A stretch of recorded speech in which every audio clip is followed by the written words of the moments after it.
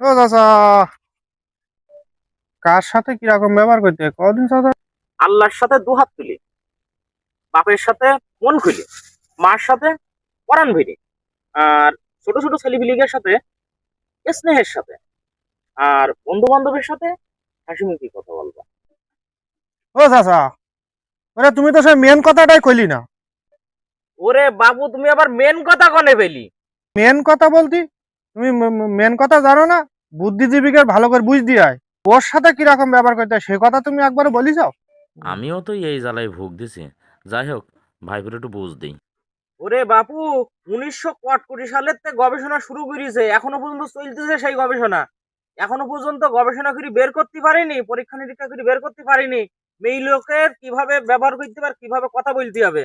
আর তুমি আমি কনগের বাড়ার বাল।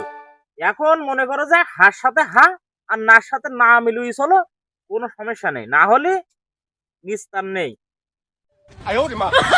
আহ,